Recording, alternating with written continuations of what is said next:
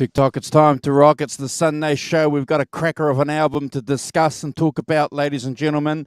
The Rock Professor will give us a little bit more information about that album if you guys aren't aware of that. But as Brad kindly reminds you guys on previous shows, the only homework you have to do is to participate and listen to the album, and then you can contribute with the rankings. If you can't do that, well, just sit back and enjoy us, at least try and take some pot shots and get something right. But it's my pleasure to be here on the top run. You might have noticed we've got Brad up here. We've got Brad up here today. We've put the Rock Professor down the bottom. He's feeling a little bit stronger today than me. So there you go. No, I'm shaking a lot more. It's very heavy. Oh, what are you saying? Yeah. Normally he's up here with me, mate. So I thought, us Anzacs will stick together and, See, how long have you and I been doing this? I've got no favourites. You've turfed me off the top row like, jeez. I've got no favourites. Is that your nose growing, by the way? Is it? Yes, it is. But it's a pleasure, ladies and gentlemen, to be here with on the top rung Brad all the way from Melbourne, and down on the bottom there is the Rock Professor somewhere in England, somewhere in darkest North Somerset. That's been anything to anybody, does it? On the end. Dear. Good to see you guys. Brad and I managed to pull finger and fly solo together. Does that work? Fly solo together? Yeah, I think so. Duo. Oh, yeah. Duo. Yeah, the dynamic duo. The dynamic duo on the 5150 show. Which one's Robin? No, I'm not Robin. Why do you always want to do that? It's always a choice with the Rock Professor. Troublemaking. It's nothing but straight out troublemaking. Troublemaker. Yes, that was straight out stirring it up. Troublemaking. Which one's Robin? I bet.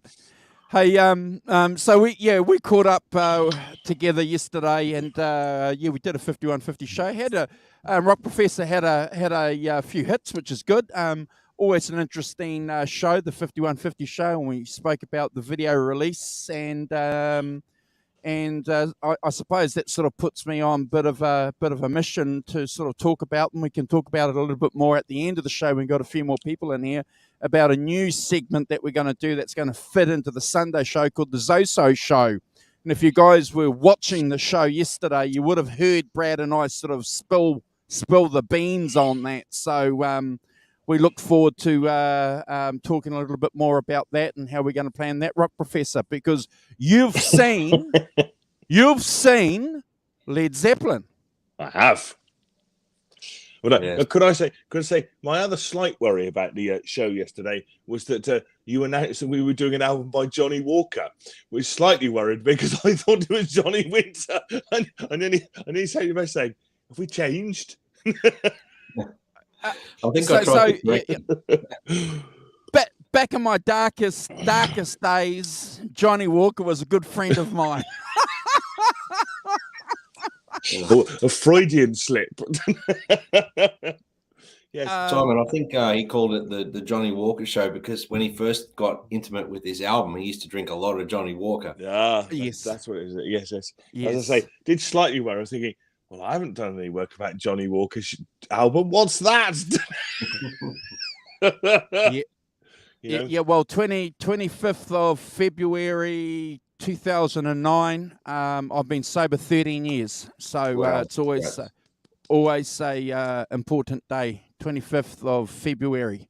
So that's the Freudian slip. But thank you, guys. That is to be lauded and applauded.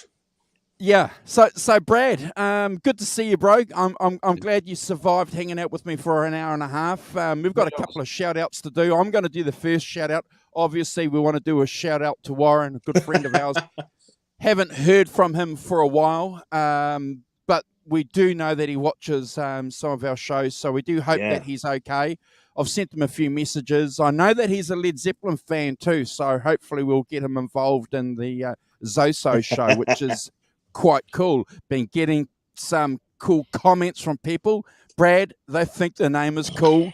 So names are important. The Zoso show. So yeah, Brad, you've got a couple of shout outs. Yeah, well, obviously shout out to Warren, like you said. We wish you all the best, mate. And I guess yesterday we shouted out to Shane Warne and Rod Marsh, and I think we need to do that again. So the importance behind what they both brought to Australian cricket, and me being an Aussie, I thought it's important that we shouts out to those two fine sportsmen. Yeah. I mean, I don't know. Yeah, Rod Marsh is my era. That's when I came in. You know, the great bowler Lillian Thompson, as they used to be described in the UK. Yeah, and he was part of that great team and stuff with Dennis Lillian and I can remember Jeff Thompson. That's right, and that. So yeah, and as Andrew just reminded us, he was the one who said to Trevor Chappell, "Don't bowl it underarm." That famous underarm. Yes. So as I say, for me, hats off to Rod Marsh as much as Shane Warne. And Shane Warne is a bigger figure for sure, and one of the greatest bowlers of all time. That first ball to Mike Gatting in his first test, I've been watching that on social media. It's just astonishing. Mike Gatting doesn't know what's going on. He's like, really? Am I out? Fantastic. One other person I did think we didn't give a shout. It was Mark Lanigan from the American singer-songwriter. We didn't give a shout out of him from Screaming Trees and stuff. Oh, yeah. I don't know his stuff work very well, so it's kind of passed me by. But I don't know if you guys have had anything particularly. But I know a lot of people did. And I saw some stuff about him on the, thing because he was Queens of the Stone Age and things. But so yes, so a mention for Mark Lanigan. Yeah, yes. Anybody who makes a living in music gets 10 out of 10 from me.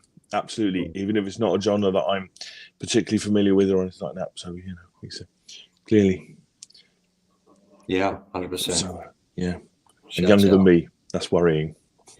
Yeah.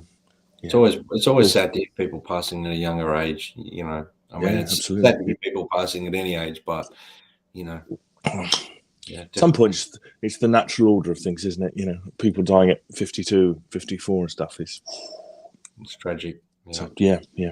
So I thought I'd give him a mention as well. Yeah, I'm sure there are people on here who like him and what he did. So that's cool. 100%. Fantastic. 100%.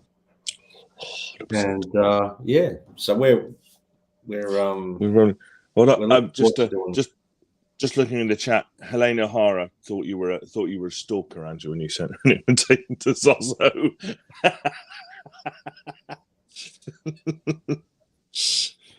I can tell you, Helene, I'm a lot of things, but I'm not a stalker. Thank you.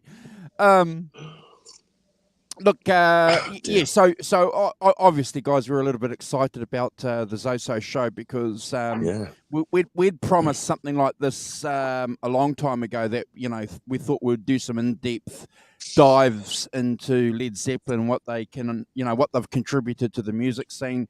Clearly, Brad is a Led Zeppelin nut. If you go back and watch some of the videos, I've already set up a playlist if you guys want, where we've put those specific albums that we've already ranked on Led Zeppelin under that playlist. So if you want to get something under your belt in preparation for that, we just need to talk about and organise how we're going to do the frequency.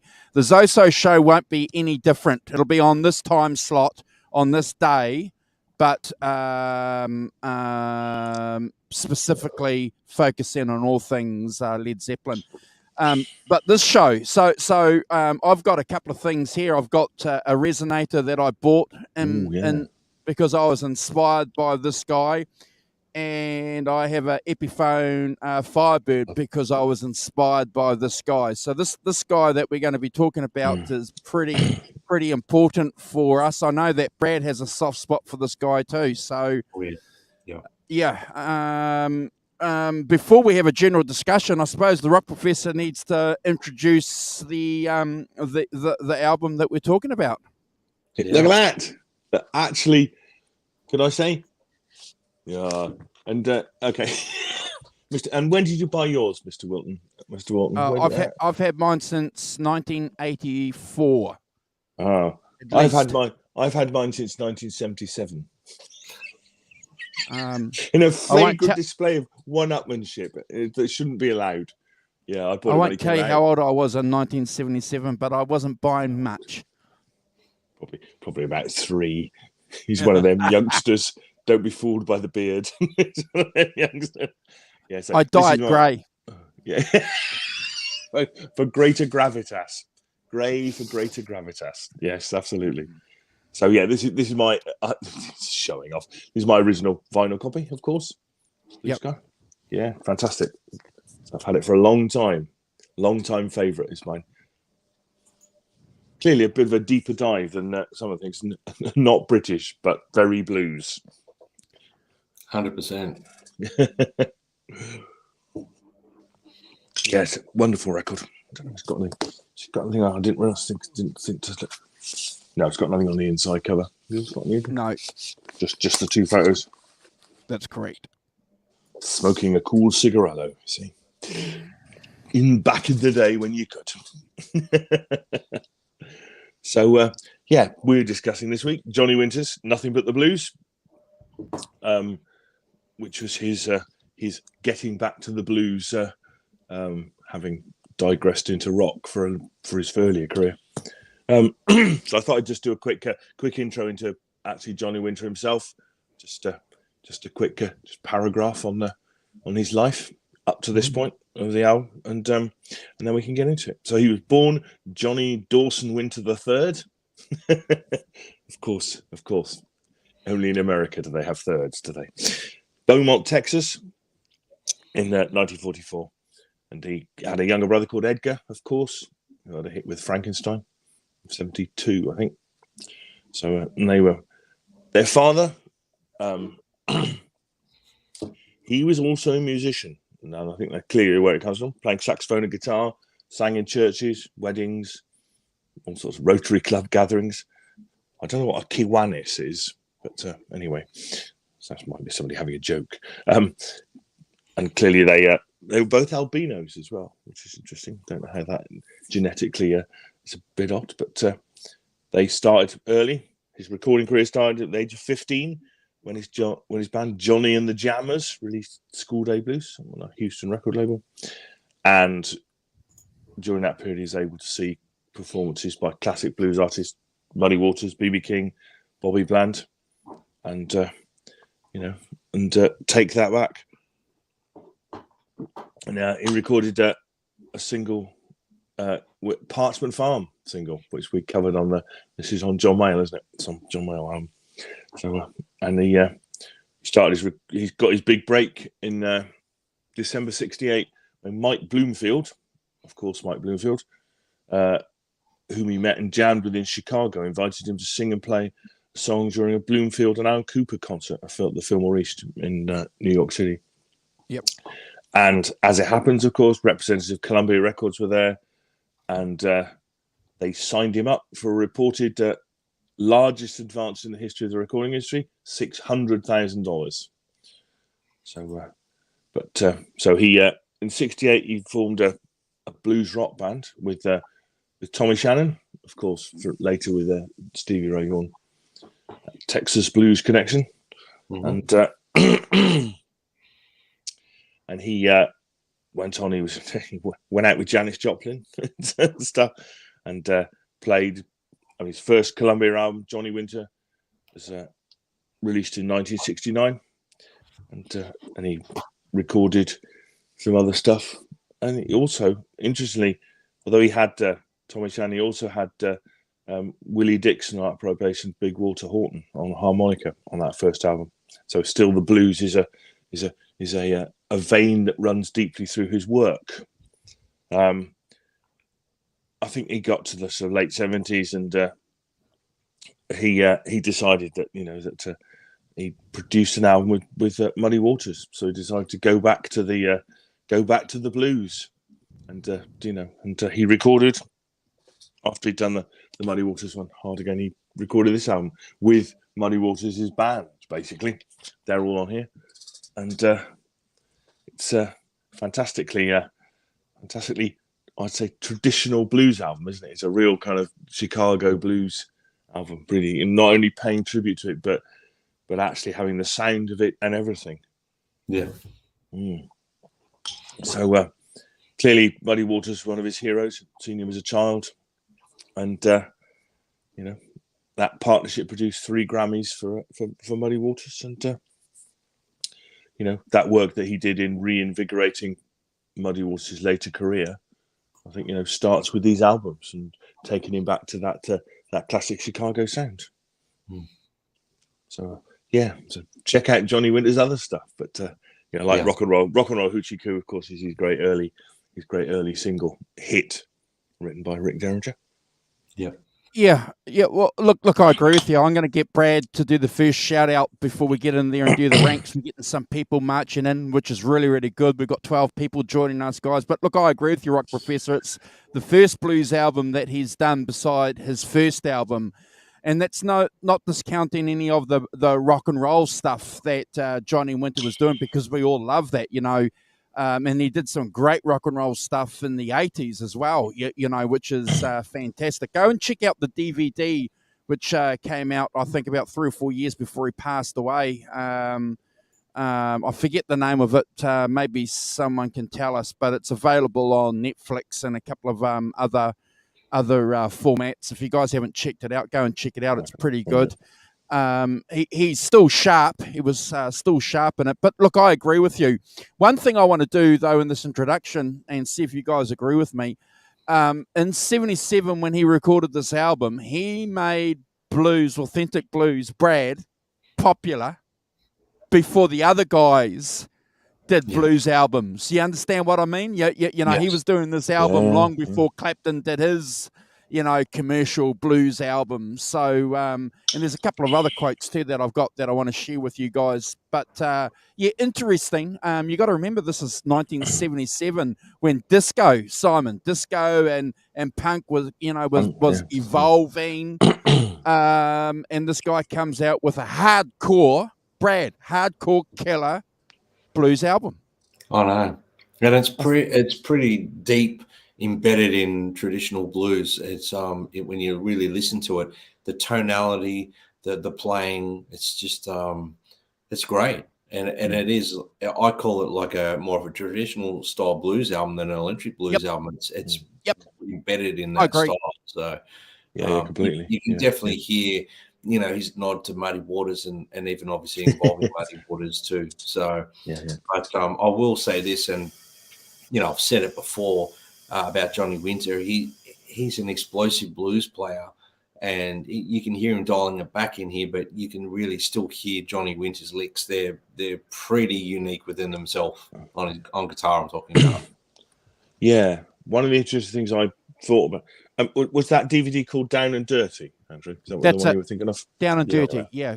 Go and check it out. It's worth checking out because it's pretty cool. One thing, though, guys, I want to share with you that I found in my research is that his management and the record company that he was working with weren't keen for him to do this blues album. They weren't keen. They were trying to talk him out of it, and he said, look, basically I want to do what I can. But that was only, I think, because of the success that he did with Muddy Waters, so I think they must have given him some slack there. But I've got a quote that I want to share with you guys because this is really important.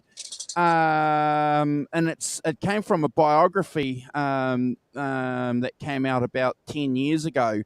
And the reason why I think it's important is because we call this the British Electric Blues Show. So he says, Steve Paul didn't particularly like me doing it, but I had the power to do what I wanted. I used Muddy's band because I had been working with them, and they were a great blues band, better than the British blues band. because the British stuff wasn't real. So that's Johnny sticking up for, I think, for these black blues guys. I think that was him. That was his disguised sticking up, rock professor. No, I agree absolutely. I mean, it is one of these, as you said just now, I noted it was one of the earliest kind of that kind of, in the 70s. It was not a popular thing to go back and get these old blues guys and record them. Of course, the Rolling Stones had done a lot to promote. We know that they had Ike and Tina Turner on tour with them. They'd taken other blues guys on tour with them when they went, and you brought up the punk thing, because in the UK, alongside punk, or as part of that kind of punk new wave thing, was a kind of new wave of blues stuff. So bands like 9 Below Zero, the great Dr. Feelgood, of course. Dr. Feelgood, big time. Yep. We should do them at some point. So and there was this whole kind of British blues rock, blues kind of thing going on, that ran deep. I mean, the Clash had, they took a blues guy on tour with them. I can't remember his bloody name. Anyway, come to me in a minute. But so I think that interest in black music in the UK, part of punk, reggae particularly, was very strong. But that lines that were in there, was part of that thing, and it, blues was not excluded. So it doesn't surprise me in some ways that this album in '77, it had that kind of hard-edged kind of sound, and and the reality thing that, if you think about it, the blues is not so far away from punk in terms of its lyrical themes and things. And and I think that that's picked up by people like me, who are 19 in 1977, and clearly, it chimes. And I think that's right. That kind of, that energetic, hard sound, is a long way from, the stuff that punk was rebelling against. The big kind of, shows, the big rock bands, the big rock shows and stuff. Yeah. So I'm looking forward to, I'm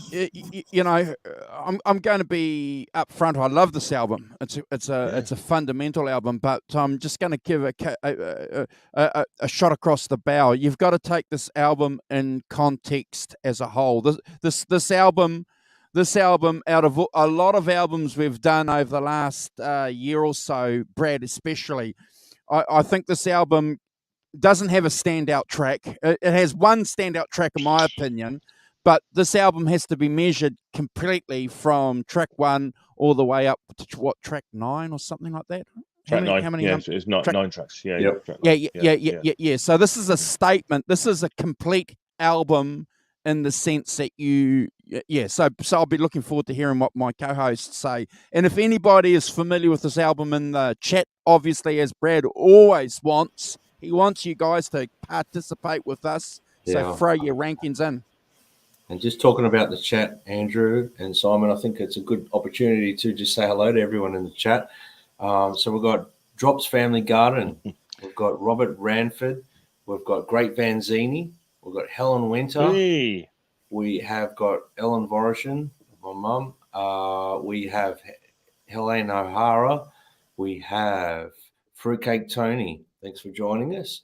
We have Tim Thomas. Did I mention you? I'm not sure if I did. Tim. Yeah. Tim, thank you for joining us.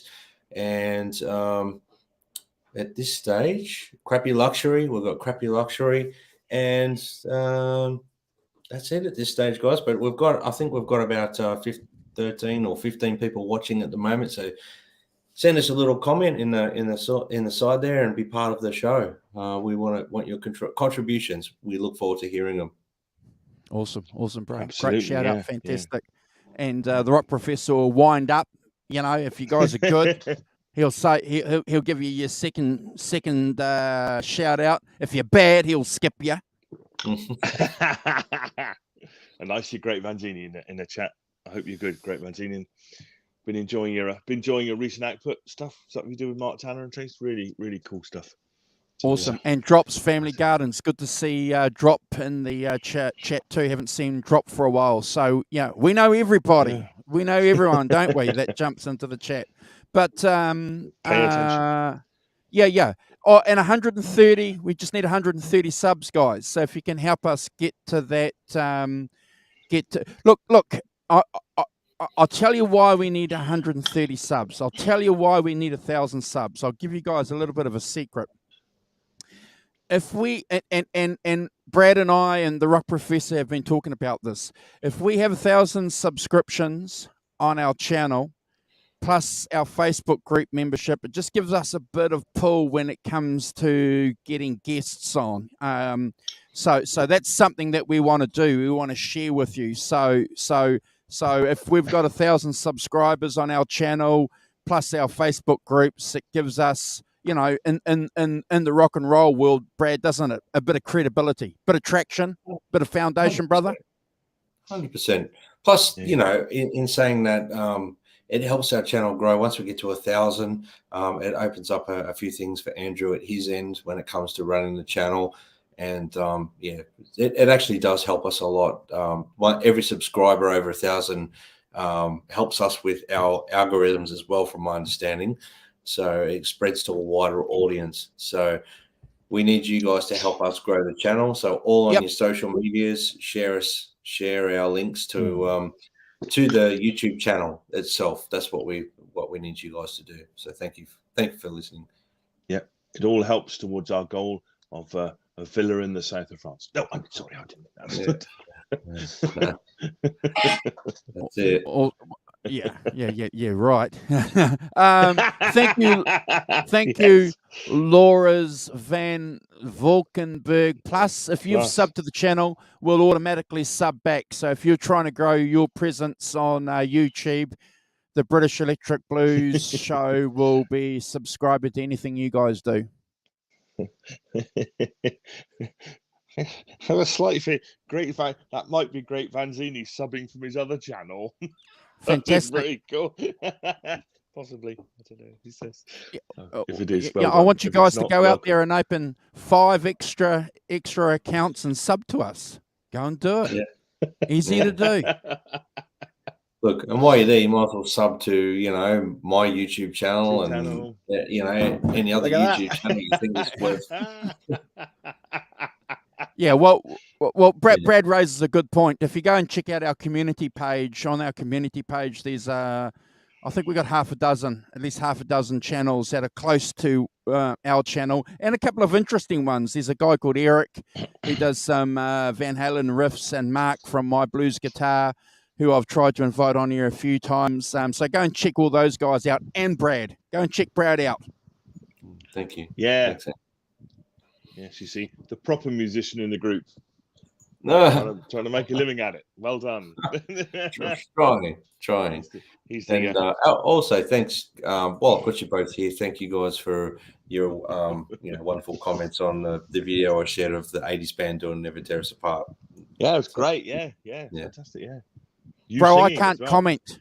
I can't comment on Facebook because I've still got 12 days of my 30-day ban to serve.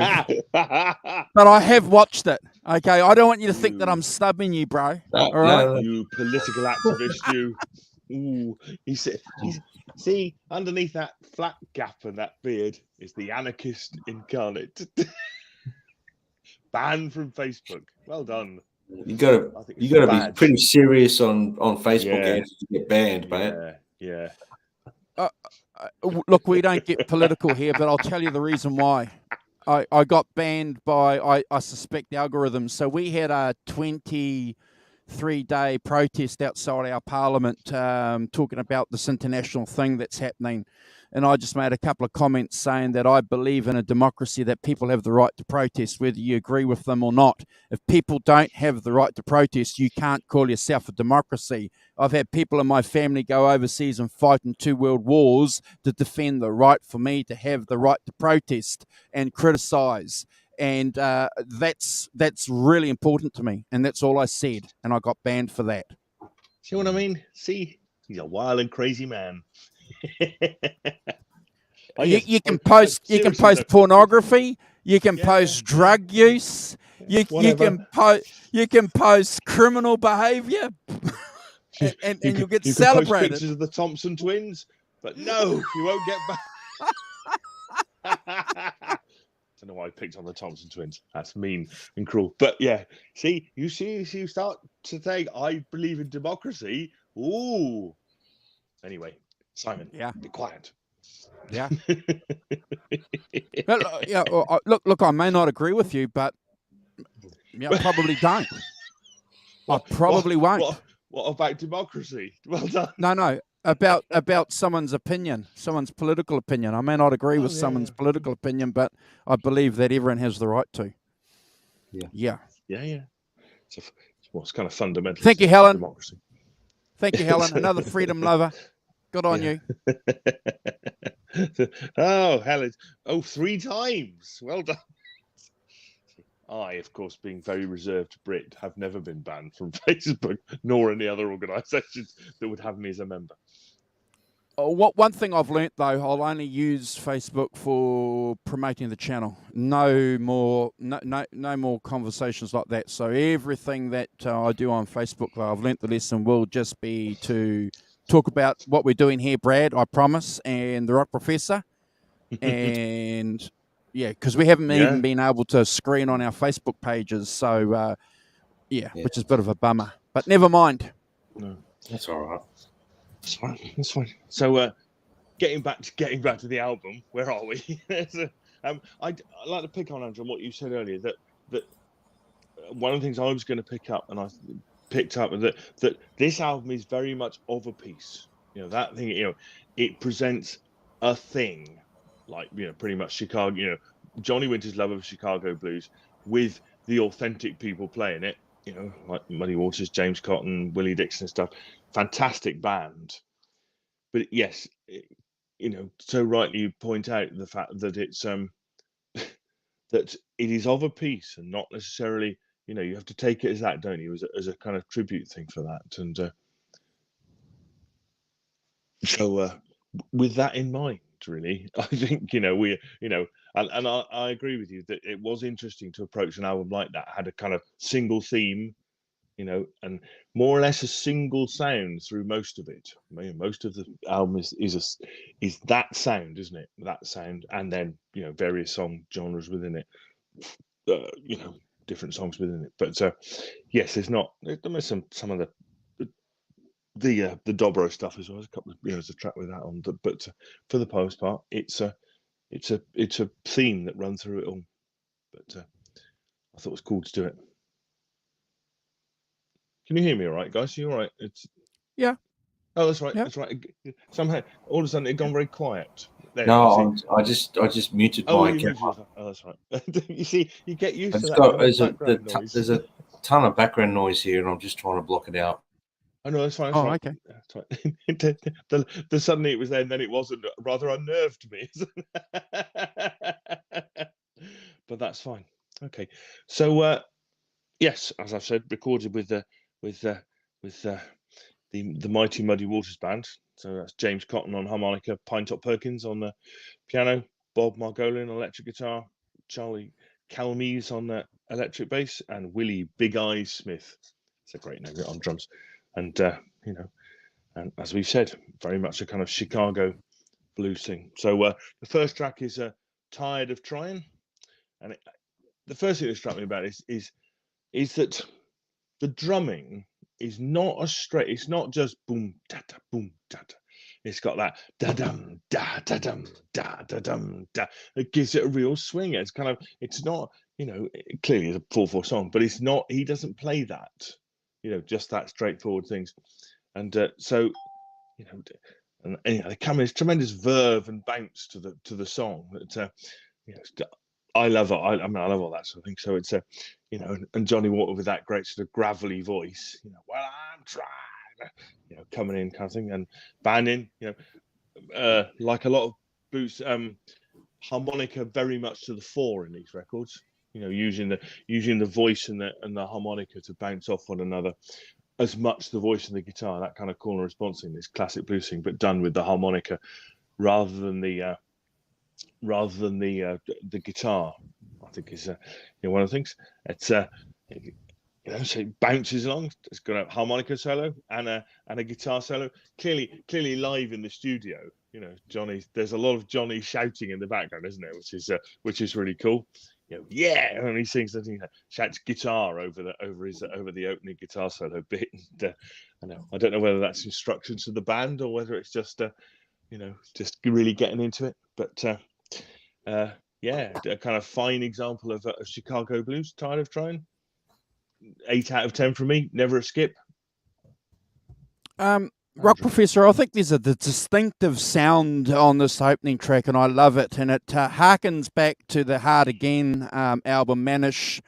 Manish Boy. I can't remember.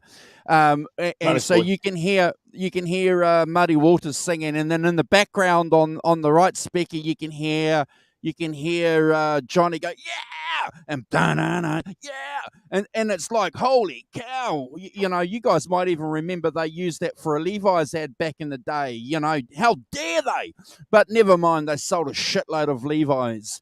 So when I hear Johnny Water go, yeah, as the Rock Professor said, within 10 seconds of it, it's like, oh my gosh, So if you're familiar with Hard Again, which is a fantastic album, I see this. I'm going to make a declaration. This is part 2 of that album. I can't make it a separation of the Muddy Waters one. Yes, of Muddy Waters on this album. I see them, Brad, as bookends. And go back and have a listen to both of them and see if you guys agree with me or not, or whether I'm talking crap. But look, I love it. There's this distinctive sound going on there. There's this masculinity that we love, don't we, guys? And it's there. I love the voice. I love that. And there's a couple of tracks later on where Johnny's vocals are changing a little bit, so there's a little bit more reverb on a couple of other songs, but I like it. It's a classic statement. It's distinctive. It's got all the bands showcased in this track. So if anyone in 1977 that didn't have the ears, that had modern ears back in 1977 and have modern ears today, it's either going to draw you in, Brad, or it's going to repel you. But it certainly hooked me in. I'm going to give this a 9 out of 10, and it's a great opener. Brad. Yeah, well, I have to agree with both of you guys on this one, and I don't want to repeat too much of what you guys have actually said. But from the minute of listening to this album again this week, and it's been a while since I've actually listened to it, so thank you, Simon, for highlighting this album again. I love that cool bluesy feel that it's like you alluded to that drumming style, Simon, and it's like it's like an open-ended shuffle. It's not really like a blue. Anyway, I can't really describe it because I'm not a drummer, but it's just like this shuffle. It's really open though. There's some great playing all around from the band. Johnny Winter, his voice dominates the song in a great way. He's got that uniqueness to his voice that no other blues artist has got, and I think that was something that it pulls you in. There's some great guitar playing. I thought it was a fantastic opening track, and look, 3 minutes 41 or whatever it is of purest style blues for me. And when it comes to Johnny Winter, I came into Johnny Winter from pretty much like a live record, which was I'm trying to remember which one, Johnny Winter Captured Live, and a big contrast, but in a great way. He's obviously a huge nod to Muddy Waters, so I gave it a 10 out of 10 and never a skip from me. Yeah, fantastic, good. Yeah, completely agree with that. I think that he, it makes a statement. It says, when it is the sound. I mean, I think from my point of view, coming into it's probably one of my, I knew clearly I'd heard a bit of sort of Muddy Waters and some Howling Wolf and stuff like that. So to me, this was very much in that tradition. Very much a very similar sound to say Smokestack Lightning by it's got that. It's very similar sound, and so I sort of bought into that immediately as a thing, and happy that he felt that he could do that and do it as a piece, So great stuff. Yes, that da-dum, da-dum, drumming is not a shuffle, is it? It's something else, but it has like that swing to it. Yeah. The only way I could describe it was like a shuffle, but it's like open. It's not closed. Like a shuffle is very closed, but a lot of swing behind the drumming too. Yeah, fantastic. Yeah, and that's really the key thing, isn't it? Because lest we forget, all that blues stuff is one of its primary aims is to get people to dance. Yeah, as a thing. Yeah. So okay, cool. So the second track, TV Mama. This is basically just a sort of on the dobro slide guitar workout with just, I presume it's like just a bass drum just tapping away there. I don't know. Very much a kind of back to the Delta blues, really, a nod back to the Delta blues as the ancestor of the Chicago blues sound. Just him and that bass drum going doom, doom. Reminded me very much of the kind of that John Lee Hooker banging a foot on the floor, as the rhythm thing. All those old blues guys, playing at dances and stuff on their own, banging their foot on the floor to keep the beat. And yes, Helen, you see, your namesake. Are you related? Again, I love that the slide guitar playing is great. I think it's it's got really impassioned vocals. I think it's I love things like his interjects, like "work a while, go ahead now" when he goes into the solo and stuff like that. I love that. It makes me smile in a good way. And and at the end where he says, "How do you like my tube?" It's quite a humorous song. There's a lot of humor in this. It's sort of double entendre humor in it, I think. And it's an 8 out of 10. Never a skip. It's a great song and makes me smile. What could be better? You better be careful, Rock Professor. This song is one of the standout songs on the album for me. I bought this guitar specifically, this tricone, this Regal tricone, specifically to emulate that sound that he was playing with his national tricone. And we've got some pictures that we're going to flick up when we turn to side 2 and go through them with you. And Simon's going to put some faces to those names. I love this song for a lot of reasons. Okay, so one thing that we didn't mention, Johnny Winter wrote all the songs except for one song, and we'll tell you which one that is. So there's authenticity from this guy from Texas there as well. Brad, I have to tell you, when I hear this song, I get an immediate injection of reality, and this is something that we like to talk about when we go through and talk about these albums and these songs. It's really important to us, isn't it, that we hear this and it has a shot into our being. I get that with this song. I love it. I'm glad that the Rock Professor spoke about the lyrics, because there is, the hot tubes and all that kind of stuff going on. It's definitely what blues songs talk about. Lemon squeezer, got my lemon juice running down my leg and all that. It's definitely in that category of, what is it, double entendre? Double entendre. Yes, okay, right. So very, very, very clever. These guys are very, very clever in doing that. But also, the guys writing about something ahead of the time. What was dominant in people's lives back then? TV was important. Had to have TV. TV. What's important now? Social media. So that, for me, I see that kind of reality. I'll do everything I can to get back onto Facebook. I'll do everything I can. I gotta get back onto Facebook, Brad. I'm banned.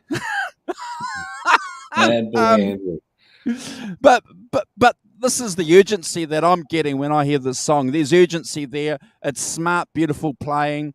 And also, if you guys are looking for a good example of different techniques of playing, the resonator guitar, go and check this out, because you've got the thumb action going on there, and he's playing on the 12th fret, obviously an open E, I think.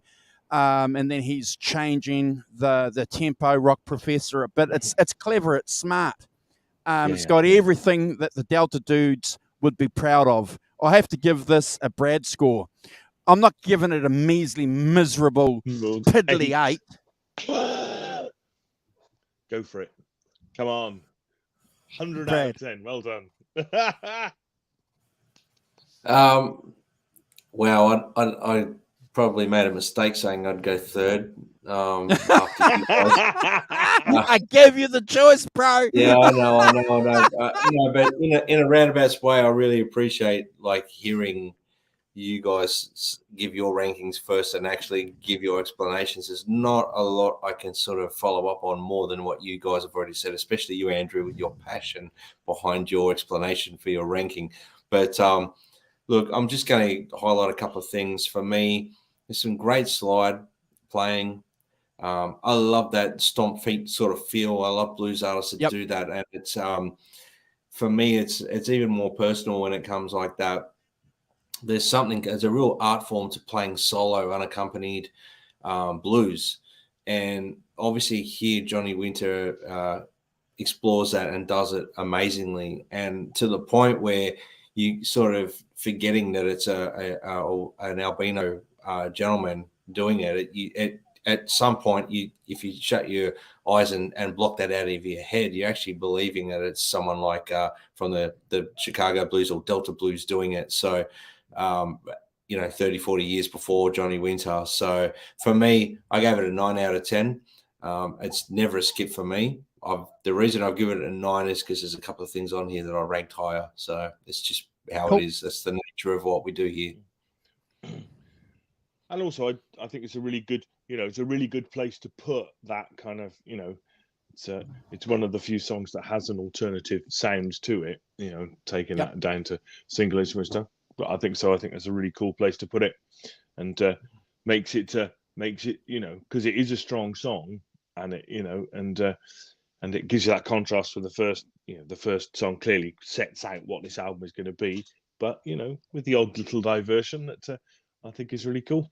So, and also I'll point out that that what the other thing I really like about it is, we've had a 3-minute 40 song and a 3-minute 11 song.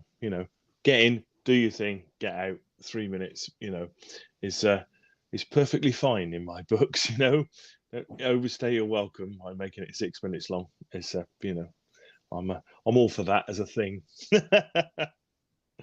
So the third track is "Sweet Love and Evil Woman," which is much more of a kind of shuffle thing. Full band, bass drums, 2 guitars. I presume Johnny's playing the slide guitar on this. Bob Margolin's playing the other guitar.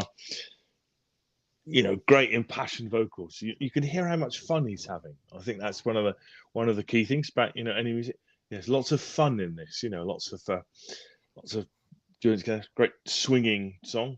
Similar to the first song in terms of its sound and in terms of what it's doing. Great slide solo as well from Johnny Winter. Great energy. It's and 2 minutes 50. 9 out of 10 from me, and never a skip. Yeah, I'm going to agree with you, Rock Professor. I think it's a great example of Bob hanging back and letting Johnny play, clearly what he's good at. Johnny Winter, I think we have to remember this, is one of the few guys that have been able to mesh and bridge the gap between hard rock or rock and roll, rock, whatever you want to call it, and blues. Hendrix did it, and Clapton did it, and Johnny Winter clearly has done it. With this album, I love the way that the drums come in at the start. It's just fantastic. That live recording vibe. It's almost as if the band sort of come in a little bit late. It comes in, it's like. Just about to topple, which is again one of the great things. And if go back and have a listen to it, because it's one of the great things I think that we like about blues. If you are behind or ahead of the beat, because you can almost sense sometimes that it's going to collapse, but it doesn't. And that's what I get on a couple of these tracks. The rollicking vocals of Johnny. My gosh, you know, how many times are we going to say that through this album? He's not disguising at all. He's not hiding behind the microphone. There's no filtering going on. It's just pure, unadulterated Johnny Winter's vocals.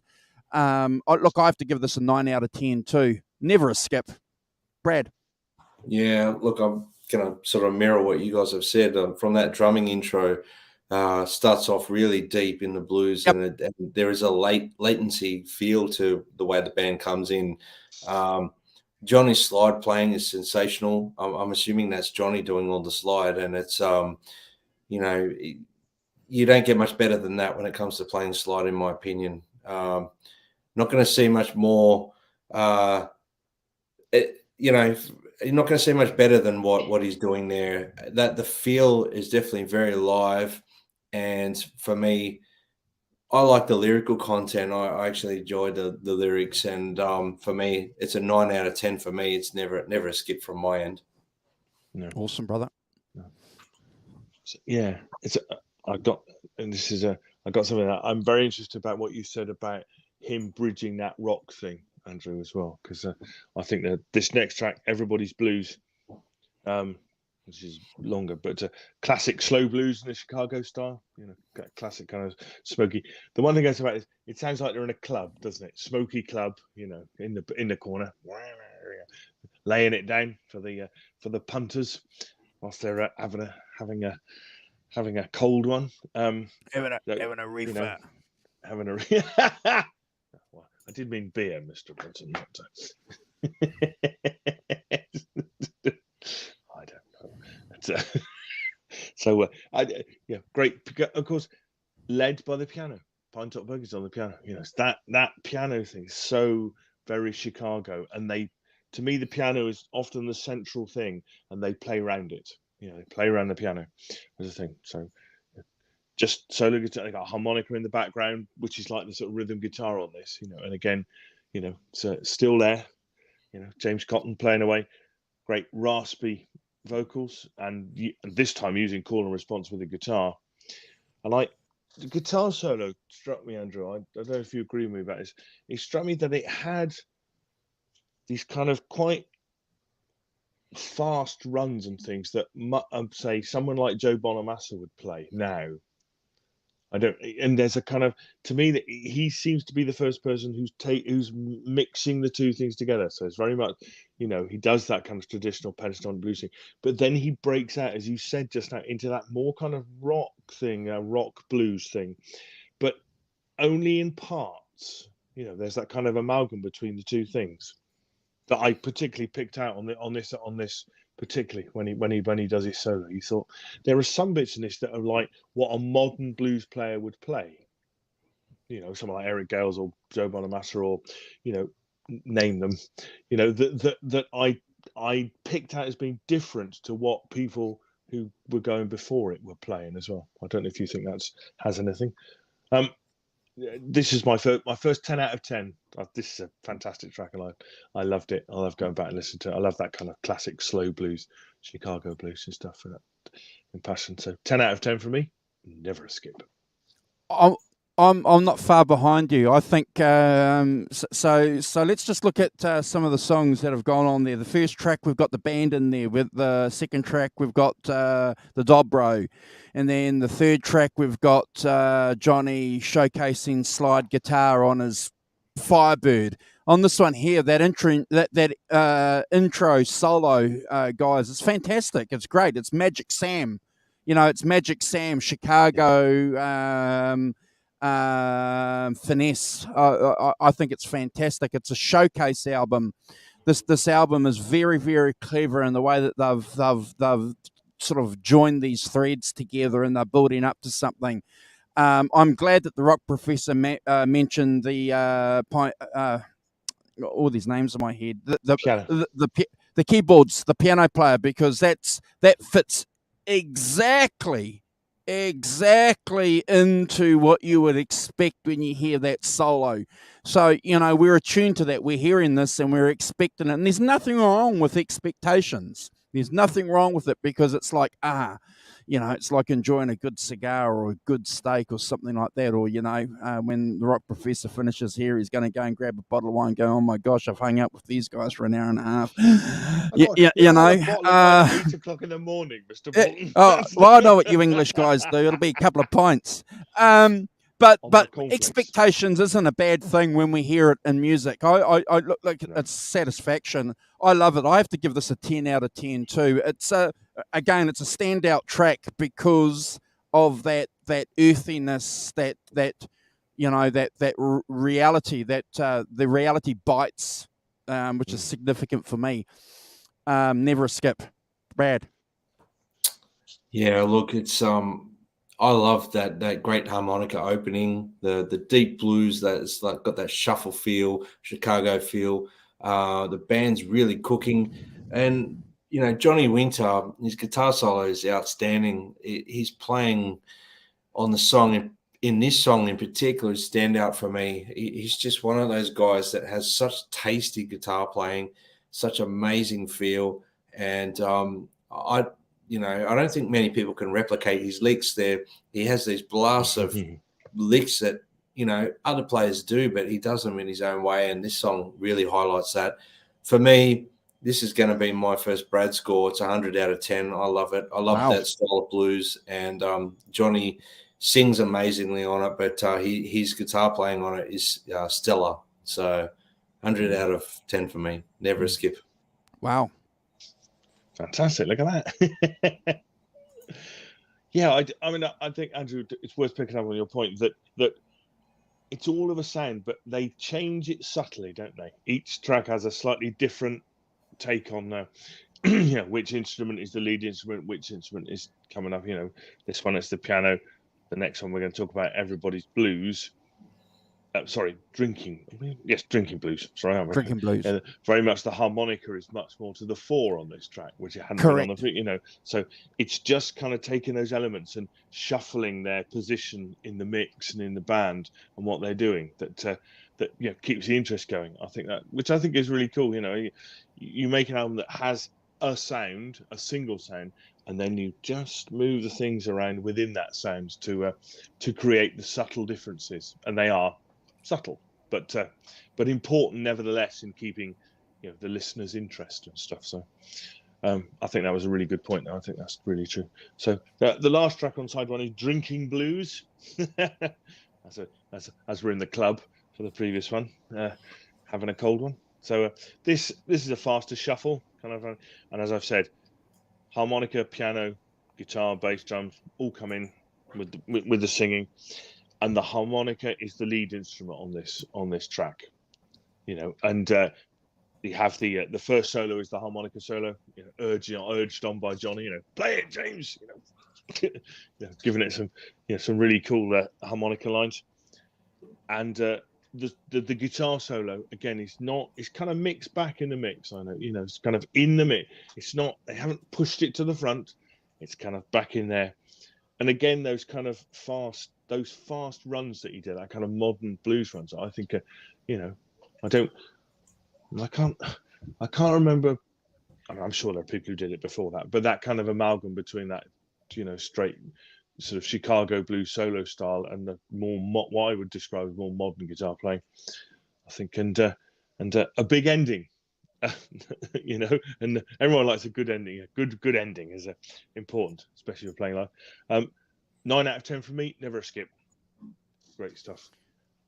Yeah, I love James Cotton's harmonica on this, or harp. We're bluesmen here. We never call it harmonica. It's a harp. Sorry. He's chugging away. It's not pedestrian, is it? The guy is actually, giving it a good blow. It's fantastic. It's, as we've pointed out, there's a sequence here. There's a story that Johnny Winter's telling us musically and also instrumentally. And, this is something that we love talking about here. If we find these threads and it's always good to present them because I certainly picked up on it on probably my second or third listen. There's something going on here. Smart production. Killer song. I'm going to give this a 9.5 out of 10. Close to a 10 out of 10, but great side one ender. James Cotton. Go and check out James Cotton. He's an undisputed king of harp players. Significant player of that instrument. Brad. I mucked up on the last song and gave a little bit away of this song, so I apologise on that. No, I was so excited. I was so excited about this song that I started reading out some of the. So I feel like a bit of a what do you call it, a knucklehead at the moment. But look, I'll go back over a couple of things. And for the last song, "Sweet Love and Evil Woman," I gave 9 out of 10. For this one, look, "Drinkin' Blues." That harp playing at the opening is just sensational. It's a deep blues. The band's really cooking, and I love Johnny Winter's guitar playing on this song. He plays in a particular way that's, not any other player, in my opinion, can play like him. His licks, his phrasing. We're all playing the same pentatonic licks at the end of the day, but it's how you execute them. And Johnny had a certain style. I say that about all the greats, including like Richie Blackmore, Jimmy Page, Jimi Hendrix, Stevie Ray Vaughan. But this guy in particular had his own thing, and I gave this one 100 out of 10. Never a skip. Hey, excellent, fantastic. Yeah. We'll flick through some picks. That's an interesting score, bro. Because the next song on side, I'll be giving it away. All right, we'll shut up. We'll look at some picks. Don't say too much, because then I'll have to back up my next ranking. Okay, all right. Hold on. So just bear with us, guys. I'm just going to tee up the. All right. So here. So what I've done, guys and girls, when I was doing some research for some picks, I had to throw this in. This has got nothing to do whatsoever to this album, but I just love it. There's Jimi Hendrix there on stage with Johnny Winter, and Jimi Hendrix is playing Tommy Shannon's bass upside down. Just had to include it. So we love Jimmy and Johnny, don't we? Oh yeah. Oh yeah. So this is a pick of the band, of Johnny's touring band after this album. So can you guys read that with bassist and close friend Ike Sweet? So that's Ike Sweet, who played bass when they toured this album. So another cool bass player. We should talk about him a little bit later on some other shows. This is actually Johnny's tricone. So they call it a tricone because there's one, 2, 3 cones in the body here, as opposed to a single cone. So it gives it a louder, resonating sound. And a lot of the black guys, obviously, before electric guitars, were using resonators, especially in the juke joints and gin bars that they were playing in to propel their acoustic sound. So it's a significant instrument, and it's all about the volume, isn't it, Andrew? When you're playing those acoustic instruments, punching it out to the crowd. Yeah. And here's a cool photograph of Johnny's Firebird, and this is his Music Man. He loved this Music Man. It was a 4x10, and he loved it because it could play really, really loud, and he loved that clear sound. And so if we know anything about Music Man guitars, Mr. Fender was responsible for developing these, and Clapton, a lot of guys in the 70s were playing Music Man because they had a master volume as well, so they could crank up the volume and have a master, which was pretty important back then. And there's the what do they call this? The laser. His laser. His laser. And he talks about. Sorry, bro. No, he used the Boss C2 as well, which is on the floor there. Yeah. I was gonna comment on the large pedal board. Yeah. Yeah. So later on, he was using a phaser and a chorus, but yeah, he loved the chorus, certainly. So that's a keen eye there, Brad. Yeah. 2 pedals. Look at that. Yeah. So the Rock Professor's going to take over with these picks and just tell me to flick Rock Professor when you're Flick finished. the picks. So this is a picture of the Muddy Waters and his band, including, as you can see in the back left, the other guy, Bob Margolin, the other guitar player. So I can't remember which way around these are, but clearly Muddy Waters is in the middle. I don't know whether that's, I think it's James Cotton next to him. That's Pine Top Perkins at the top. I can't remember, to be honest, I can't remember how much they go around. But that's the band that made this album and made Muddy Waters' album. Cool dudes, very much still in their prime and not old men. But they've been doing it for a few years by then. So, great picture of them. There's Johnny playing his Firebird. with a slide. Have you got a slide on the little? Yeah. That's just a great shot of him doing it with his Firebird. That's classic Johnny Winter, as Andrew said from the previous thing, through his Music Man and stuff. So really cool. What we got next? I can't remember. Again, another shot a bit later of him. You'll notice no plectrum. Yep. You might have a thumb pick on it. I can't see, but he's a thumb pick man, not a plectrum man, which I think contributes to that. If you ever see him playing, the thumb is flailing. So again, really cool picture of him with his Firebird. Great stuff. Yeah, he explains that in that documentary too. Right from the word go, he's always used the thumb pick. Right from the word go. Yeah. Yep. That's right. Has a lot to do with his signature licks sounding a certain way. I think it's hard to emulate without playing that way. It's just impossible. No, that's right. Yeah. Look at that lovely battered old Firebird there. Seen some action. Beautiful. I just like that. To me, that's a proper guitar. It's been taken out. It's been played, and got the. So there's one interesting comment that Johnny made about the Firebird. So a couple of guys asked him, said, "Why are you playing the Firebird?" And he said, "It just looked cool." So it had nothing to do, Brad, with the way that it sounded or anything like that. He picked that guitar up because it looked cool, Rock Professor. So, well, not wrong. No. And that's him playing his different. Actually, is that a different resonator than the one you showed, Andrew? Yes, it is. Yeah. So this is what they call the single cone resonator. So instead of having 3 cones in there, it's the single cone. So it gives a bit of a warmer and not as loud, obviously, because it's got the single cone, but certainly a warmer tone. And he used both the tricone and the single tone cone on these albums. But yeah, look at that. Again, I just thought it was a really cool picture. The hat and look at that Stevie Ray Vaughan hat, and the leather jacket stuff just looked really cool, And there they are,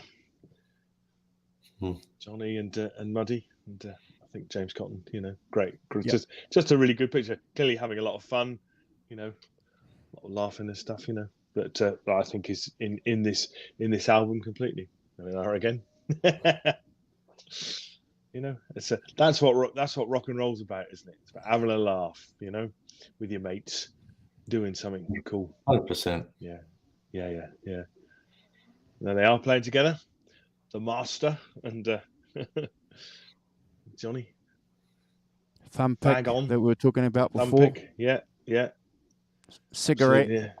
Cigarette, hat, waistcoat. Look at that, and Muddy Waters tie.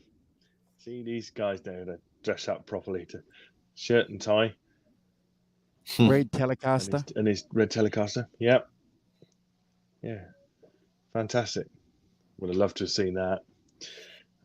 Not to be, unfortunately. But hopefully some cool pics there. Give you a flavour of Johnny Winter, and the people surrounding this. I think, and that thing about having some fun. Absolutely, going out and doing it. So very nice. Very nice.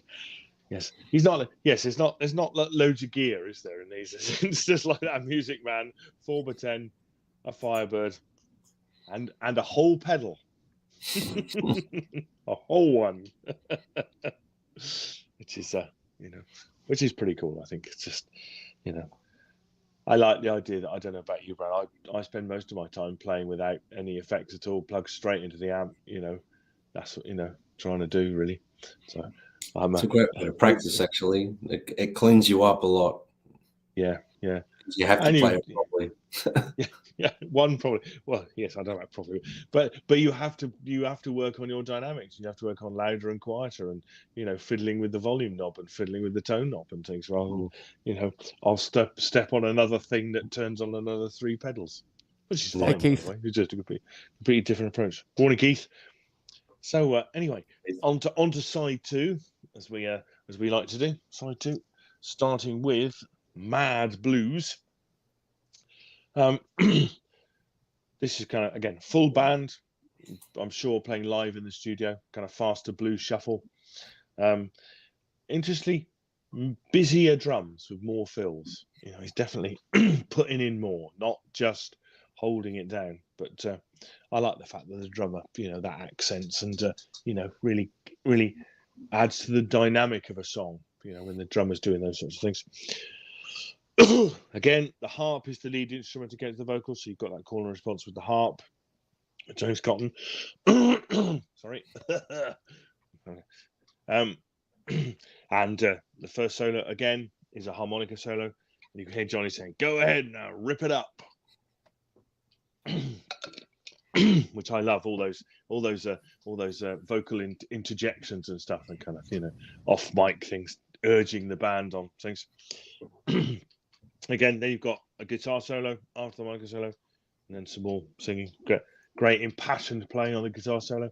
Definitely tell it's Johnny Winter. And as I say, those slightly more modern runs in it, as well as the much traditional pentatonic blues stuff that he plays brilliantly, by the way. Great start to side 2. 10 out of 10 from me. Never a skip. Yeah, it's certainly a candidate for masterpiece, category. If we thought that James Cotton was smoking on the previous track,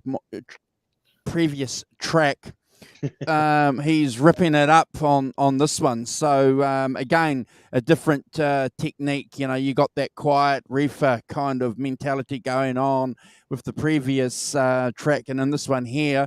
Everyone has been drinking moonshine and they're up, and dancing's really, really important, as Rock Professor's made many, many times in music. So we got to remember that. This is really, really important. This category of upbeatness goes back to a lot of Chicago blues. Great example of it. I spoke about this song a couple of days ago with Carl, and it's really, really important, this song, because you've got a lot of different techniques that the 2 guitar players are bringing to this. I'm going to give it a 10 out of 10. Go and listen to it. It's one of the longest songs, Simon. It's about 4 minutes, and the next song's about 5 minutes. It's almost like the band have finally got their groove, and this is what I feel when I've flipped over the album and I'm listening to it. There's a groove going on. I love it. It's a showpiece.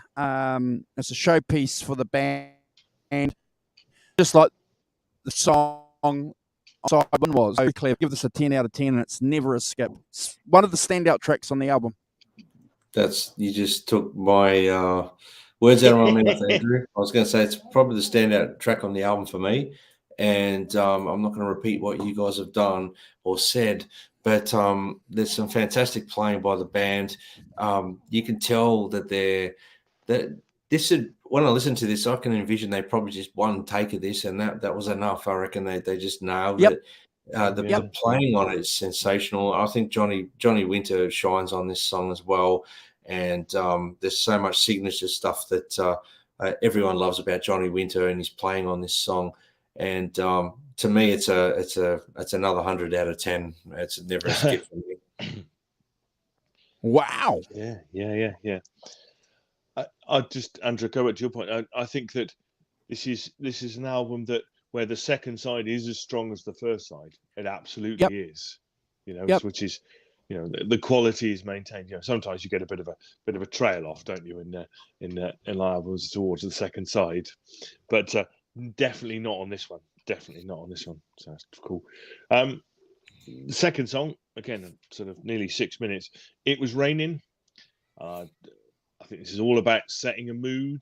You've got a slow 12-bar blues, very steady rhythm, quite sparse drums again, backing away. It's all about that, changing the dynamic. You've still got the same basic band, but the way that they're doing it is different. So they got that kind of squeaky harmonica thing going on, not really blowing it, but backing off from it. And great guitar solos in it as well. I don't know whether Bob Margolin plays any guitar solos on this, Andrew. I don't know if you know that. I couldn't find that. I couldn't find that. I couldn't find it either. No. So I don't know whether I'm assuming wrongly that it's all Johnny Winter, but very much kind of more classic, passionate guitar solo in that kind of pentatonic blues style. Fantastic, great atmosphere. As I say, taking it down a notch, but still really strong. Another 10 out of 10 for me. Never a skip. This is a fantastic track. I love the mood of it. Smoky bar mood. Andrew. Is this the romantic song on the album? It Was Raining. What do you do when it's raining? I don't know. I love the start of the song, and then you get that squeak, that squeaky harp that the rock professor. It's almost like a shock, and I'm gonna be up front. It's almost like it doesn't fit in here, and this is one of the great things about the blues, because it's like, oh, and then the rest of the band back it up a bit. It's very, very sophisticated. I love it. And then you realize, oh my gosh, it's that call and response that's going on, which is really, really important for the blues. When you're learning the blues and you're going to hear that, people can say, call and response. And they're going to say, what do you mean by that? What do you mean by that? Because, it's like, oh, okay. Go and check this out, call and response from a harp perspective. Significant contributor to the album, isn't he? Cotton, and probably one of the unsung heroes. But again, I think, as Arvin said, he loves this album, and the harmonica, the harp, for us is a key component of the blues. And in 1977, for Johnny Winter to bring that to our attention for us to enjoy from this period on is fantastic. I'm going to give this a 10 out of 10 too. It's fantastic. And I'm still going to stand by my statement that it's a romantic song. You're an old romantic at heart, aren't you, Andrew? I can tell.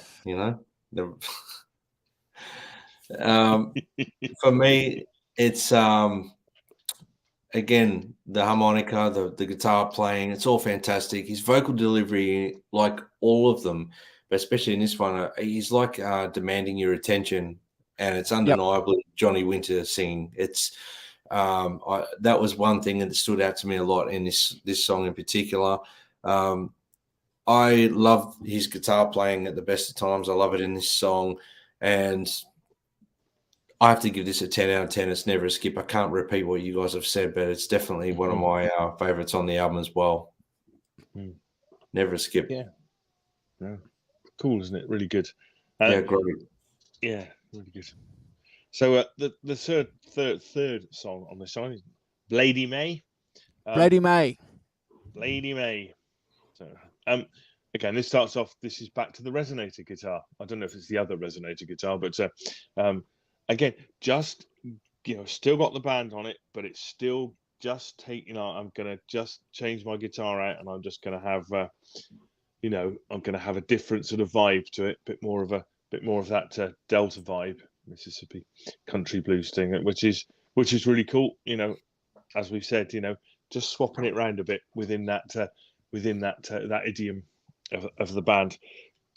So a slow shuffle, bass drums, steady rhythm guitar, kind of deep and overdriven. It's got some overdrive on, isn't it? The rhythm guitar. It's rather surprising. But again, that subtle difference in the sound. You know, we haven't had that sound before, and then we get the sound now on the second to last track of that kind of more overdriven guitar. And, you know, I'm a great fan of that. I'm a great fan of a quiet, overdriven guitar. You know, in slower songs, you just have that. It just gives it a kind of depth and that I think is really cool. You know, the art of it is clearly not to be too loud and not to overplay. And obviously, Mr. Margolin does neither. So hats off to that. I noted down a great turnaround at 1:30. It was a really nice turnaround at 1:30. It was really good.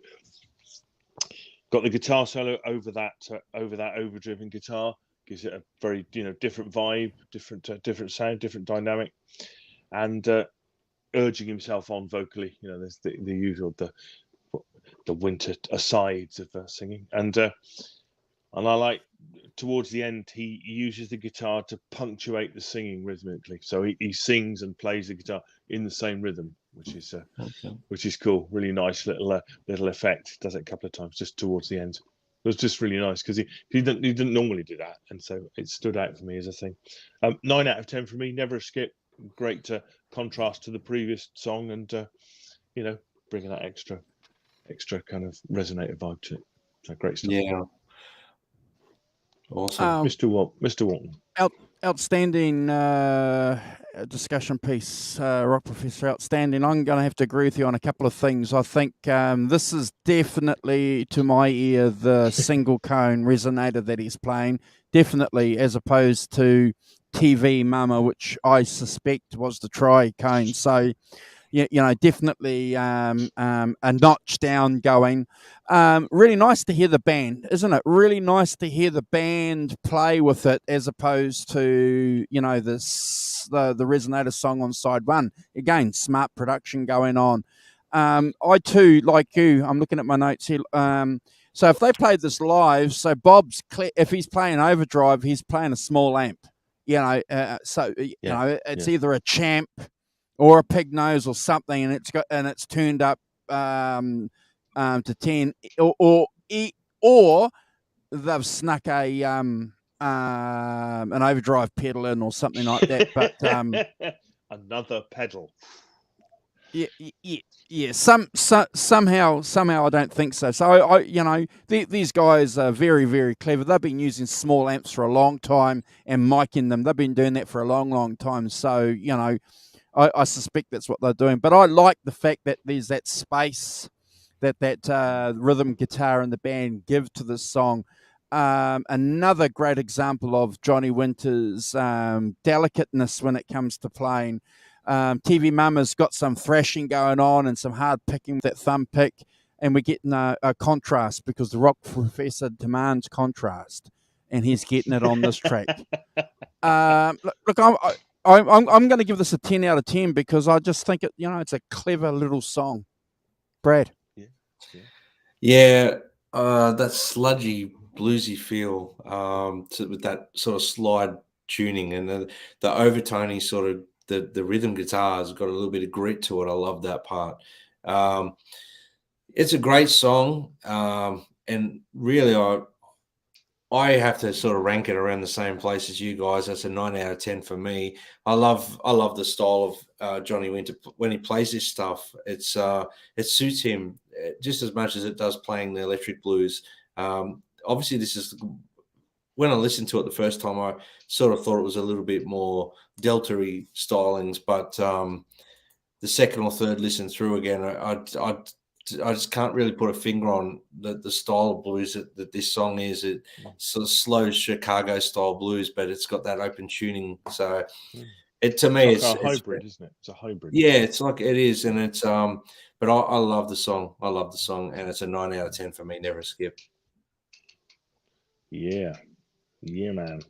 Completely. Yeah. So the last song, it's, I'm pitching for the hello, ting. I'm pitching for the 35-minute album for sure. This is a great album. And part of the reason it's a great album is it's only 35 minutes long. And I'm, you know me, I'm all for 35 minutes opposed to 70. Just because you've got a CD, that means you have to fill it up. So the last track, Walking Through the Park. This is the one that is written by Muddy Waters and has Muddy Waters singing on it. I think they trade verses, but Waters and Winter, Waters and Winter, Winter and Waters. Sounds like a chat show, doesn't it? But and is it live, Andrew? Is this live? It sounds there's a faint kind of audience noises in the background. I detect, so I presume it's live. Starts off with a harmonica, setting the tempo. Interestingly, actually quite a fast tempo as well, and then it goes into a kind of settles into a fast shuffle. Muddy Waters sings the first verse. And very much this is kind of, in his own inimitable style. Then there's a guitar solo, passing as a great walking bass line as well that drives the song along. You've got a verse with the harmonica used as the call and response thing, and then a harmonica solo. Another searing guitar solo from Johnny Winter, where again with that modern playing in it, that modern sort of twist to it. Great vibe, great feel, great band really cooking on a thing, and instrumental to end. 10 out of 10 from me, never a skip. Oh, it's fantastic ender, fantastic song, and having Muddy Waters on, the icing on the cake. Yeah, look, I have to agree with you, Simon. It's it could claim manifesto status for me. I think it's a song that can't be underestimated in both Johnny Winter's catalogue and also Muddy Waters. So I look forward on this show for us to talk about Muddy Waters. I'd love us to do Hard Again. It's a phenomenal album. So we got to talk about that at some stage. But the fact that they ended this song on this album with this guy, with this legend, and it's his song too. All the previous songs that we'd listened to were all Johnny Winter originals, and the photos that the Rock Professor put up gave us to show, clearly shows with the smiles that there's some love there, between these guys. And the good thing about Muddy Waters and the research that I've done is that he saw the authenticity in Johnny. There was no second guessing where Johnny came from as far as Muddy was concerned. A Texas bluesman. The fact that he was also marginalised because of the way that he looked also gave him credibility with the rest of these guys in the band. So a lot of things that they spoke about and talked about, that meshing of experiences is really, really important, and it shows on both these albums. So go and listen to Hard Again and this album together, and this song here, Brad, is just the icing on the cake for me. It's darn it, I'm going to give it a manifesto status. It signifies a lot for these two albums, and I know that we're only talking about one album, but I can't detach it. I have to Brad score this. I have to Brad score it. I think Muddy Waters' contribution to this just gives it something that the previous songs had never gone. Yeah, we say good morning to Guitar Hack in the thing. And Hack! In honour of him, I'm wearing the Mighty Guitar Hack t-shirt. Hack! I hope you're good, Hack. All good in your world. He's getting out and gigging a bit as well. I think he had a gig last night, which is probably why he's here. Yeah. Well. Good for him. So he's got a Telecaster on his Instagram page too. So there's Mo on there. So he's a Telecaster master. Every time you see a Gibson Les Paul man pull out a Fender, it's an event. It's an event. It's an event. I like Telecaster master. I've not heard that before. That's he just got home from a gig, you see. I hope it was good. I hope it went well. Getting back out now. The hip disturbers. Sorry, Brad, we're breaking in on your No, that's fine. It's fine. It's all in the nature of the show, and when that I enjoyed Andrew's little when you see it, Gibson playing pull out a Fender, it's an event. Said a man with a Fender behind him. Yes, look. Yeah, mark it on the calendar and put it in the diary because it might not happen for a long time again. Brad's got his put his Les Pauls away for 10 minutes and got his Strat out. Yeah, well, I jump the fence a little bit more than most Gibson players. Nice. So I'm a Strat and a Les Paul guy, but what can I say? So, well, anyway, walking through the park, going back to what we're on the Muddy Waters. What can I say? His voice is so infectious, and anyone who knows Muddy Waters well knows that he does demand attention when he's singing. It's mandatory. He won't allow anyone to sit back. He expects that you pay attention, and his voice in this song in particular is infectious. It's a great version of the song. I feel like I'm a broken record when I keep saying this, but Johnny Winter's guitar playing is sensational. There's some really nice harmonica solo there, and then back to a guitar solo, the little trade-offs. For me, it's a 100 out of 10. It's never a skip. Wow. Yeah. Fantastic. So you can't, you've got to give credit, Muddy Water being on this record, and that's his song. And then the song's so fantastically performed, and it does sound like it's performed live. That's what I have to say. Yeah. It's I must say, Andrew, you made a really good point about them being outsiders and different, Johnny being an albino is an outsider thing, and then clearly the black musicians have come up through the late 50s and early 60s with a lot of segregation and things. So it's really interesting that there must be a bond there, of the outsider bond, which is really really interesting. So yeah, well, I hope you enjoyed that. I thought it was a great record to dive into. I love it. I recommend everyone who loves electric blues to go and check this album out. And Hard Again, we'll do. I guarantee you, we'll do Hard Again. I know that Arvin will definitely remind us. He's seen. If you guys haven't seen his comments, he's seen Johnny and Muddy play. So straight away, Arvin is in elite status. So yeah. That's really cool. Yeah. Very cool. I'm jealous. It's been a great album. It's been a great album for us to discuss. I love it. I think it's fascinating. It's one of the great things that we do here on this channel is that we pull out every now and again. We pull out solid veining, deep veining for gold, aren't we? Yeah. I think that I think it's important that we dig into these albums a bit. The slightly less well-known stuff alongside the well-known stuff that we do, which is really cool. Great pick too, Simon. Oh, yeah, sorry, bro. So if you guys were here yesterday, we flicked in the show one of Brad's videos. And I promised that if you guys were going to come back and hang out with the Rock Professor, that we would play another video. It's really important, and I don't want to make a big deal about it, but Brad and his experience on both sides of what we do here, talking about music, which is important. It's what we do here on this channel, but also producing, manufacturing, and being in that marketing aspect of music is a solid contribution to our channel, bro. So before people leave, we're going to play that video. Is that cool? And then we'll come back and we'll round up. Sounds good. Man. Yeah. Sounds great. Yeah. Thank you, Andrew. Okay. Hold on. As it goes, Brad's feeling sleepy. I think he needs to be kept awake. No. Hold on. Is it going to play? Yeah.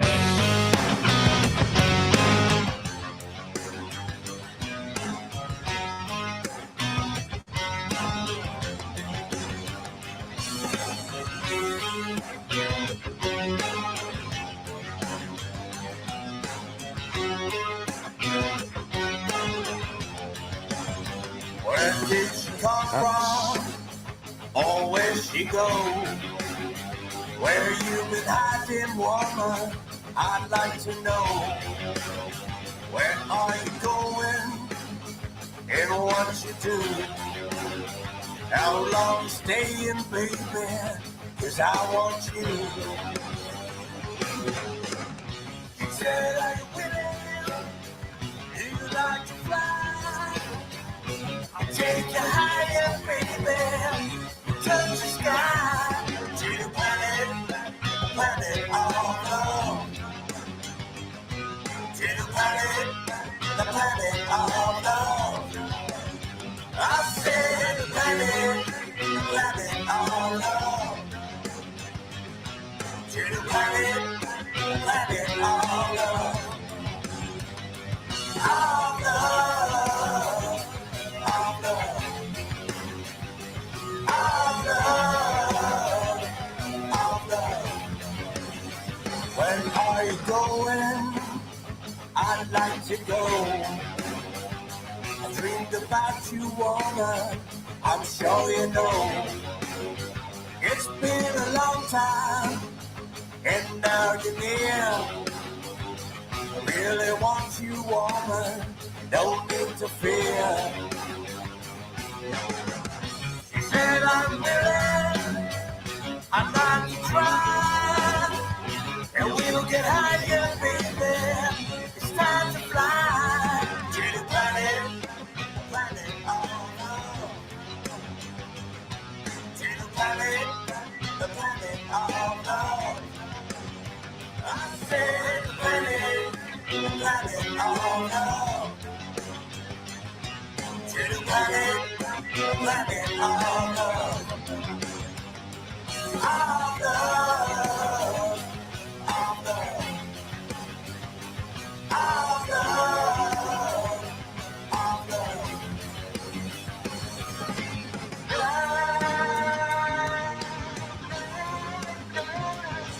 I want your loving, baby.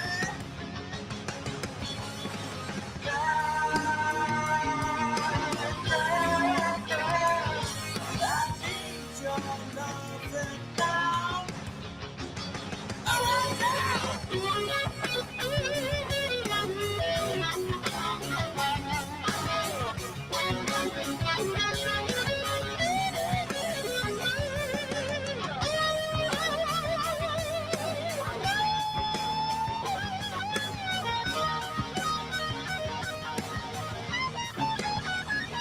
To the planet of love.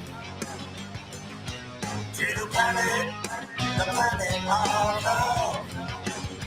I said the planet of love. To the planet of love.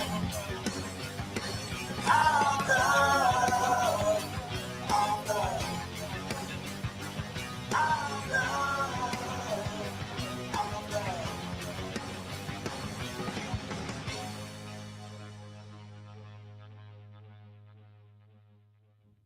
love.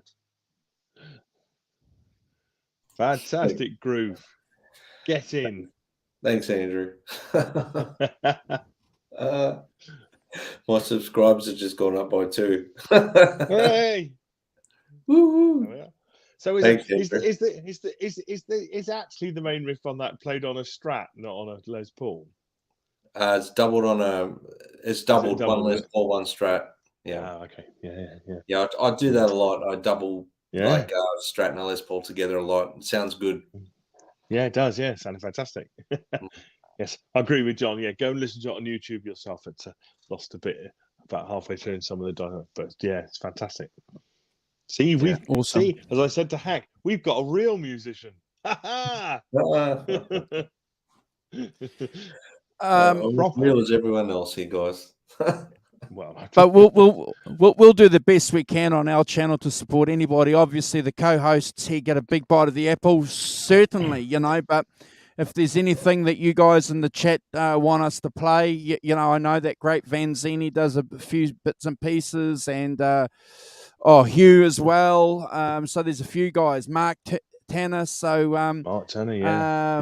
yeah. Great Vanzini. So yeah, we'll flick those videos if you want us to do that. But certainly we'll put your channel on our community page.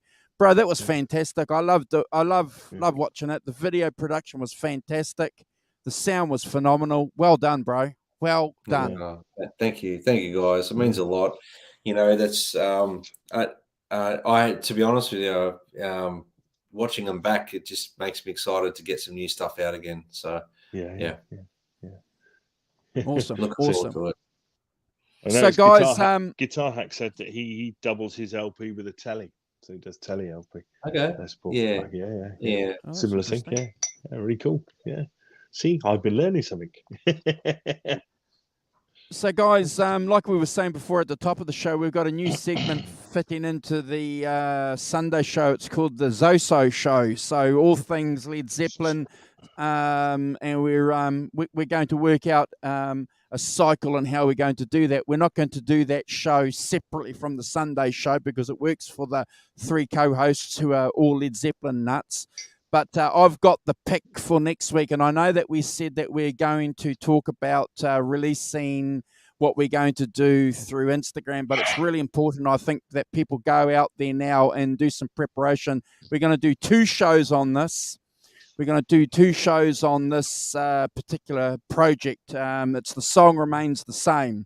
So we're going to do a deep dive on the album and maybe rank a couple of songs and then come back and do part 2. So we're all going to contribute a little bit on the introduction. I know that Brad's got a little bit that he wants to contribute to it.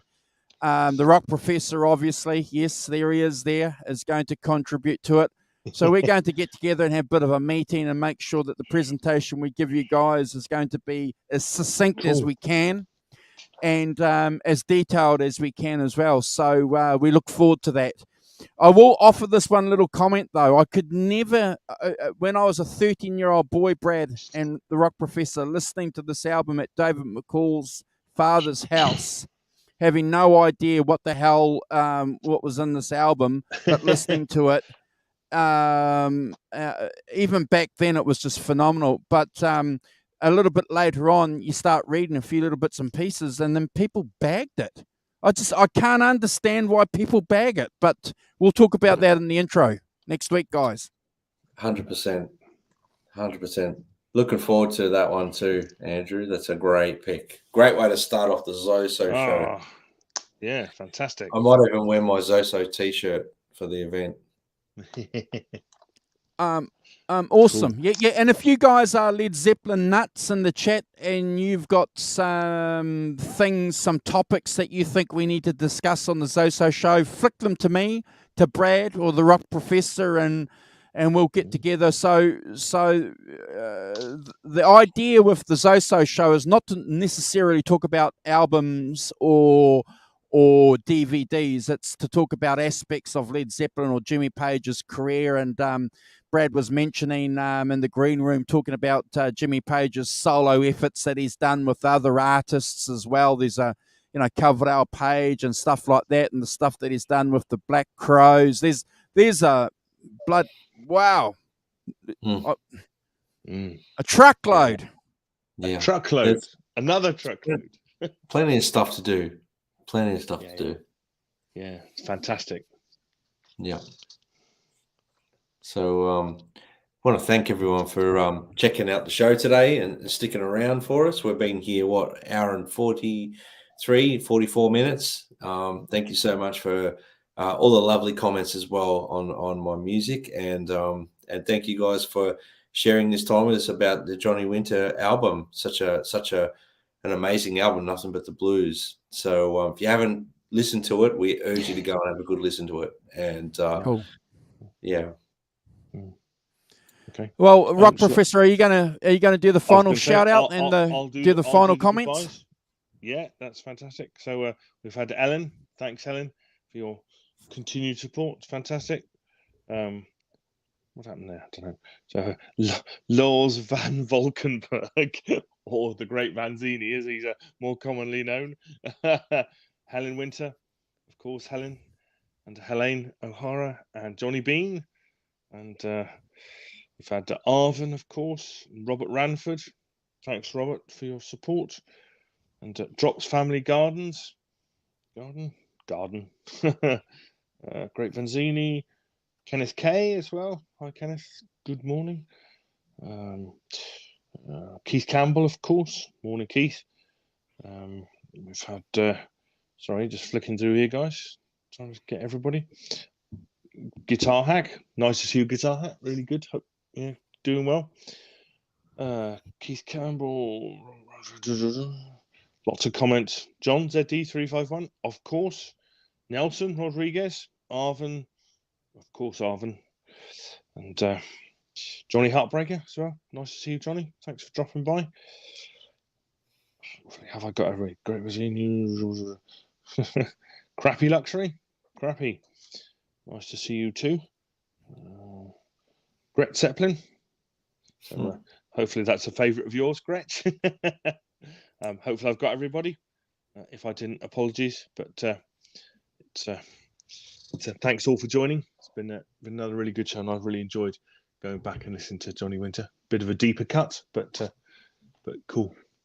Awesome, and I look forward to doing some deep dives with everyone in the chat and our co-hosts on the Zoso show. You know, we're going to talk. We're even going to talk fashion. You know, we're going to talk.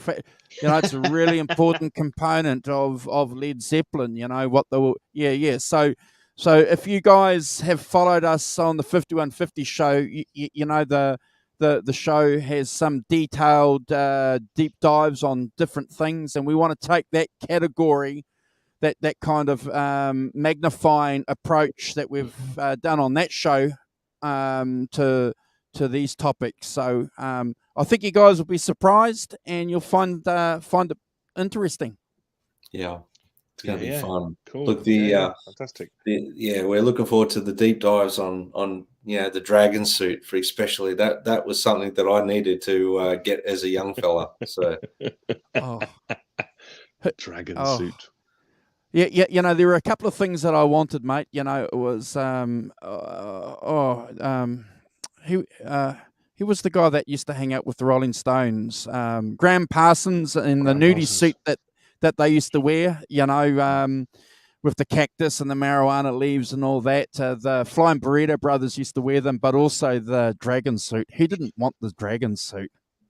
Oh my Lord! I'll tell you what. You know, when I wanted a Les Paul, I wanted a dragon suit just as much. I tried one on. I got one made. I tried it on. Didn't look good, so I took it off. Just couldn't quite wear it. No one can pull it off like Jimmy Page. Let's just say that. And I'm joking about getting one made. Okay. All right. Look. I got to cruise, guys. My dog is my dog's barking. Yes, take me for a walk. Stop messing about. Them. All right. Are we out of here? Let's go. We're out of here. Yeah. Take care, all in the chat. We'll see you next week. Subscribe and love thumbs ups. I will, Johnny, be on the Zosso show. Don't worry. I'll be there. Bye. Okay. Take care, all. Bye.